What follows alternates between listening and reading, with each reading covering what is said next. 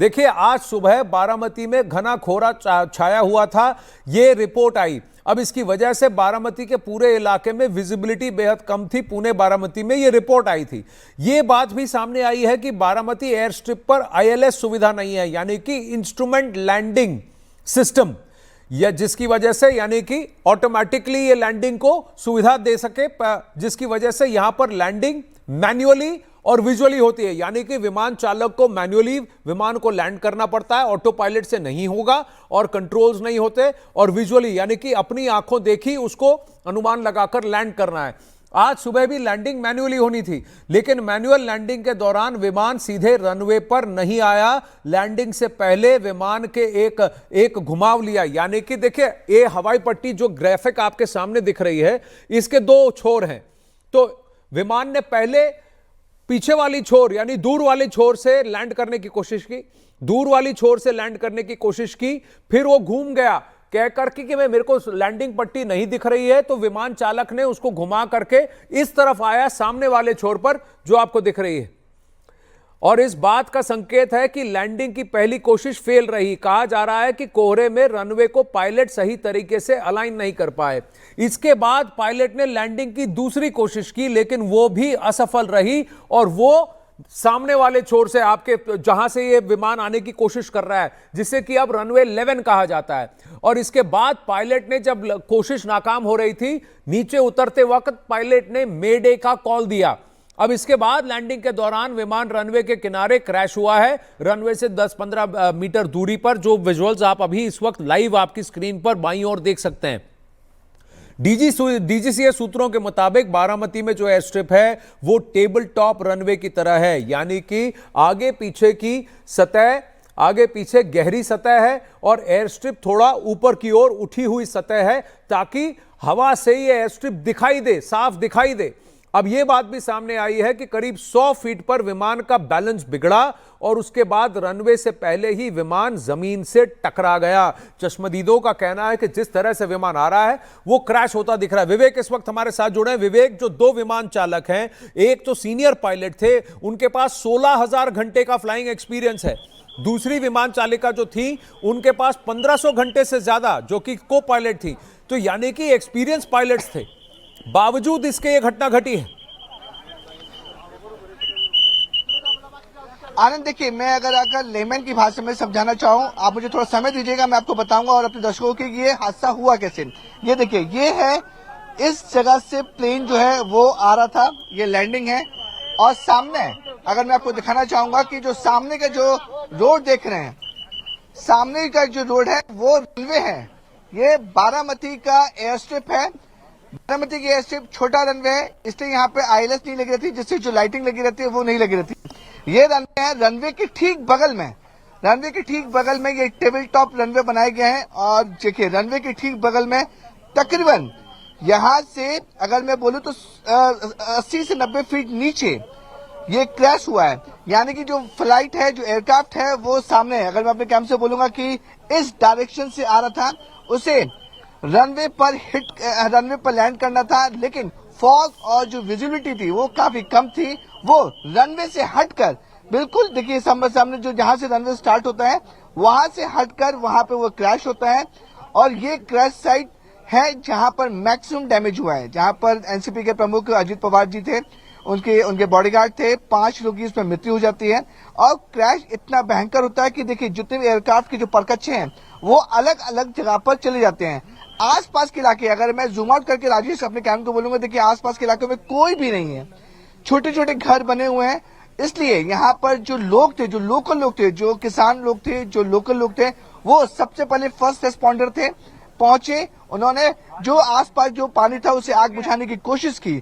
और जो पहले विजुअल जो मोबाइल्स पे हमें नजर आ रहे थे कि जो लोग थे, फायर ब्रिगेड, पुलिस प्रशासन से आने से पहले ही जो लोकल लोग थे उन्होंने पूरी मदद की कि जो लोग अंदर इंजर्ड हुए हैं उन्हें किसी हालत में जल्द से जल्द पहुंचाया जा सके। लोकल लोगों ने बताया कि यहाँ पर आग लगी है, धमाका हुआ है, जिसके बाद फायर ब्रिगेड के लोग आए, जो पुलिस प्रशासन की टीम आई, तमाम प्रशासन यहाँ पे आए। यहाँ से हॉस्पिटल तकरीबन 10 से 12 किलोमीटर की दूरी पर है। पूरी कोशिश की गई कि जो लोग इंजर्ड हुए हैं उन्हें हॉस्पिटल यहां से ले जाया जाए। और देखिए पूरा इलाका, अगर मैं अपने कैन को बोलूं राजेश का पूरा इलाका, आसपास कुछ भी नहीं है आनंद। यहाँ पर जो लोग हैं जो लोग हैं वो भी इक्का दुक्का आपको घर नजर आ जाएंगे, क्योंकि देखिए ये क्रैश साइट के बगल में सिर्फ एक तबेला मुझे दिख रहा है वहां पर, जहां पे कुछ लोग रहते थे। वो लोग सबसे पहले भाग के यहाँ पे आते हैं और यहाँ पे जो लोगों को बचाने की कोशिश करते हैं। एक बार फिर से मैं अपने दर्शकों को और आपको एकदम लेमन की भाषा में समझाना चाहूंगा आखिर ये क्रैश हुआ कैसे। आप जो ये रास्ता देख रहे हैं यहाँ से, ये लैंडिंग स्पॉट है।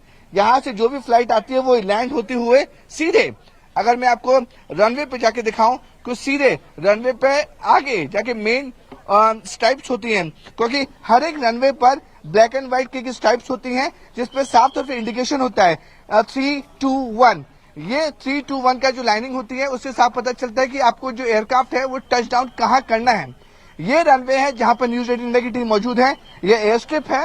एयर स्ट्रिप के ठीक बगल में 100 फीट नीचे यानी कि जो पायलट था वो इस जगह से लैंडिंग करने की कोशिश कर रहा था। यहां से लैंड होने के बाद उसे एयर स्ट्रिप पर टच करना था, लेकिन विजिबिलिटी बहुत कम थी। विजिबिलिटी ना होने की वजह से जो एयरक्राफ्ट है उसने 2 बार गो अराउंड किया था। गो अराउंड का अगर लेमन की भाषा में बोलूंगा कि जब पहली बार वो अटेम्प्ट कर पाए तो एटीसी ने बोला कि अटेम्प्ट करो, अगर लैंडिंग होती है तो कर सकते हैं, लेकिन पायलट ने विजिबिलिटी लो होने की वजह से वो लैंडिंग नहीं की, गो अराउंड किया। गो अराउंड करने का एक बार फिर से वो चक्कर लगा के आएगा और दूसरी बार कोशिश करेगा कि लैंडिंग हो सके। दूसरी बार में भी विजिबिलिटी बहुत कम थी, जिसके बाद बिल्कुल एयर स्ट्रिप के बगल में ये हादसा हो जाता है। टेबल टॉप मैं इसलिए बोल रहा हूं क्योंकि आम भाषा में अगर टेबल टॉप को बोला जाए कि जो रनवे है वो ऊंचाई में है, आसपास इलाके हैं वो तकरीबन 80 से 90 फीट नीचे हैं, वहां पे खेत हैं, इसलिए इसको टेबल टॉप कहा जा रहा है। देखिए रनवे आपको मैंने स्ट्रिप दिखाया, रनवे की बाउंड्री दिखाई, और ये देखिए तकरीबन 80 से 90 फीट नीचे हैं, वहां पे ये क्रैश हुआ है, यानी कि लैंडिंग के वक्त और एयर स्ट्रिप के बिल्कुल बगल में जिसमें ये पूरा हादसा हुआ है। तो अब आनंद आपको समझ में आ रहा होगा कि किस तरीके से जहां से लैंडिंग हो रही थी, किस तरीके से हादसा हुआ है और किस तरीके से प्रशासन को पहुंचने में यहाँ पे इतना समय लग गया। जी आनंद, बहुत बढ़िया रिपोर्ट आपने किया है विवेक। देखिए इसमें एक और बात है कि फ्लाइट रेडार में ये बात सामने आई है कि इस विमान ने एक बार गो अराउंड किया, चक्कर लगाया।